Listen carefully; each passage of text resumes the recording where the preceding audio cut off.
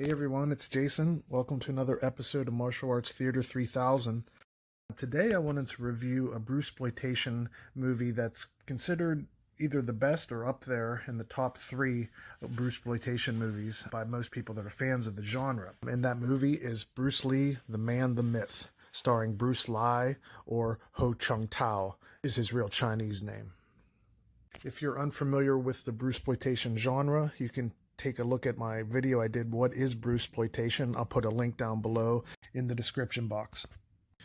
And the reason I wanted to review this movie today is I think this is a great one to check out. It's really accessible. It's on Amazon Prime for free. You can watch it on YouTube. Its original name is Bruce Lee True Story, and I believe Bruce Lee, the Man, the Myth is the American retitling. That happens a lot on the American titles of movies, is always usually trying to have death or blood or something way more over the top than the original title. Now, when Bruce Lee started his career, most of his movies at the beginning were all Bruce Lee biopics, basically him playing Bruce Lee. And a lot of the beginning ones, his martial arts weren't up to the level he got it to after the first couple of years. And the movies themselves were just, you'd have to see them. They're just all over the place in quality, and they make up a lot of the facts. And they can be entertaining, but it's nothing that you would look to as a true version of the events. And that's what brings us to Bruce Lee, the Man, the Myth. Now, this movie is also a biopic, and I'm not sure what the significant change was. I mean, I'd guess it's because it's directed by Yun, who is great director and did a lot of other classics like The Invincible Armor. And I believe his direction and the overall script, it just led itself to be an attempt at some more realism and to be truer to the events.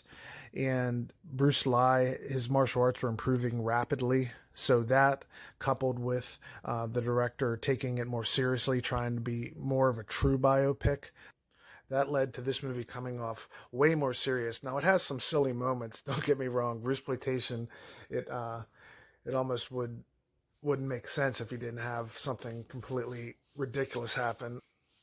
But this movie tries to play it relatively straight, and it doesn't mean it's boring or anything. They definitely pepper it in with tons of fights. I think Bruce Lee's movie Dynamo, once it gets going, has just maybe the most fights I've seen in a straightaway. There's so many towards the end and very long fights, but this movie is just, it's paced really well. And I think what they tried to do in this movie is tell Bruce Lee's story, but have action and lots of fights.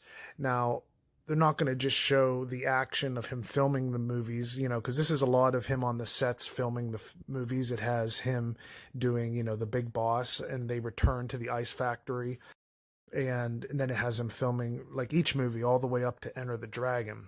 Now, a thing in Bruce Lee's real life was he would have stunt doubles and different people challenge him on set. And by all accounts, he won those matches. And if you read the making of Enter the Dragon, there's even some pictures of him fighting one of the stunt doubles. Now, this movie takes that true event and makes it the reason most of the fights in the movie happen. Like on Enter the Dragon, he is attacked or he's confronted and challenged by the stunt double like it really happened. On the set of The Big Boss, same thing. And then there's some things that a lot of street fights, and they try to recreate him being challenged by local martial arts schools, and this is all documented. This really happened, and real fights did happen. This tries to take all those elements, mix them together, and that creates the way we're going to see Bruce Lee fight on screen and keep it action-packed. And I think it works pretty well. And this movie does a good job chronologically going through Bruce Lee's life. It starts in the 1950s with an interesting scene where Bruce Lee is training with Bruce Lee's real life instructor, Ip Man, and the actor that plays Ip Man in this movie is Ip Man's son, so that's really cool to see. And it just goes through Bruce Lee's life in order, pretty true to the events. It's a little bit superficial, just keeping it going. It just goes through the different events, but I feel it does a pretty good job of representing him as a person who stays true to what he believes in and upholds his beliefs in Chinese Kung Fu and Jeet Kune Do. The thing about the Jeet Kune Do is it doesn't really go into how he created it too much. It kind of glosses over all that. That's what could have taken this movie up another notch, would be if it really tried to go into how he invented Jeet Kune Do and more training. And on a funny point, the training in this movie is usually just him lifting weights in a gym or punching some huge mainframe computer and all these electronics going off. And it was known that Bruce experimented with some of that. I can't remember the exact name, but the electrical machine that hooks up to your muscles and gives a muscle contraction just by the electronics firing. You can just sit there and it'll contract your muscles. I'm not sure if there's any like scientific studies showing if that actually works at all, but I know Bruce Lee experimented with that a little, but for some reason Bruceploitation movies love to just really run with that. And I think Dynamo has it, and a few of them definitely have him using that machine and punching machinery. It's kind of entertaining. It brings some weird sci-fi element almost into it and definitely gives you that Bruceploitation feel. So as the movie progresses, I love all the fights. And the interesting thing about the fights in this movie is Bruce Lee, he isn't known to have like a Shaw Brothers shape style per se, but this movie really doesn't go towards that at all. This is almost like a kickboxing feel. There's lots of like foot sweeps and straight punches. Maybe you could call it Jeet Kune Do style, which works pretty well, I'd have to say. And I also love the slow-mo moments in the fights they have in this. It just, wow. The use of slow-mo is really good in this movie. He gets hit by a car. He does a backflip at one point, and he punches one of the fighters in the sternum. And it really just brings the fights up to another level. And I love that in these fight scenes. And when I talked about them glossing over the Jeet Kune Do and how he created it, which was such a big part of his life, they also really glossed over the family elements. Now, Linda Lee Cadwell is actually played by a woman who looks strikingly like Linda in real life. And this actress in this movie was spotted by the director. I guess she was living in Hong Kong at the time, and he saw her out while he was shopping. And he talked to her about starring in the movie, and she was in it, and she looks so much like Linda. It's incredible. But the thing is there's like, it's really, really short, the interactions with Bruce and Linda and anything with the children.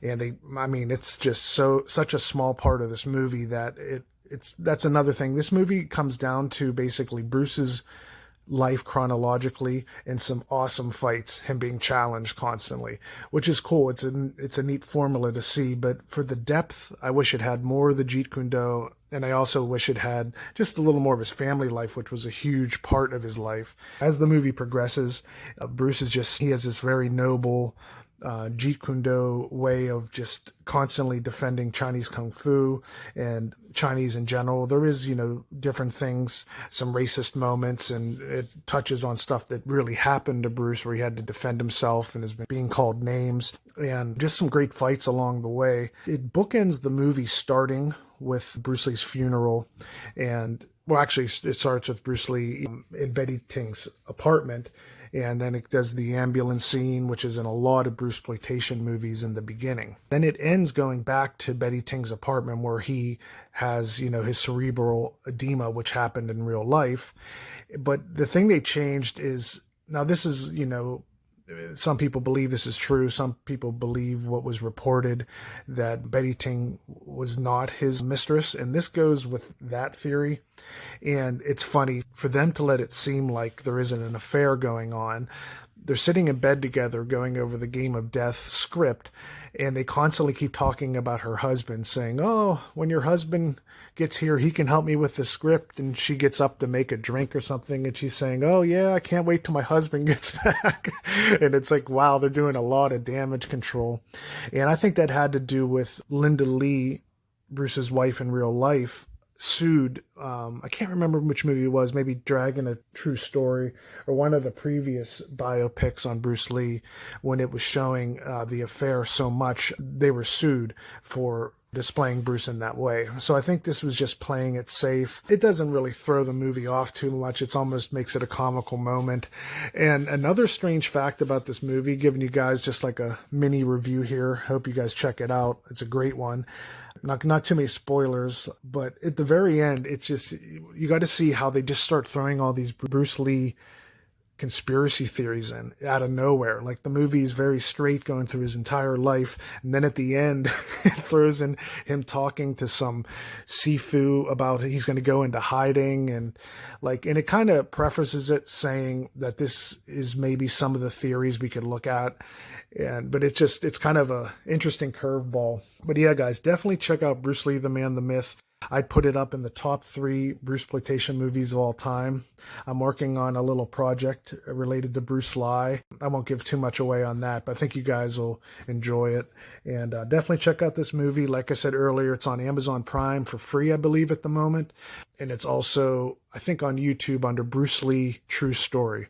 Now, you could look for the DVDs, but when I look now, before making this video, they all were like $24 and too expensive, I'd say, for the quality you're going to get. What you're going to really want to do is wait for Michael Worth and his company, Pearl River. I'm sure they're going to be getting to this one down the line, as he's doing great work restoring all these movies. And speaking of Michael Worth, definitely check out the Clones Cast podcast. I've mentioned it a lot. I just love that podcast for people who love Bruceploitation movies. They're just really fun. And it's just, when you need a kung fu movie that's silly, doesn't take itself too seriously, and almost has, like I've said before, USA Up All Night aspect to it, Bruceploitation, you can't go wrong. And this movie separates itself from the pack like some of them do, and it starts to enter into, wow, this is actually a really good movie territory.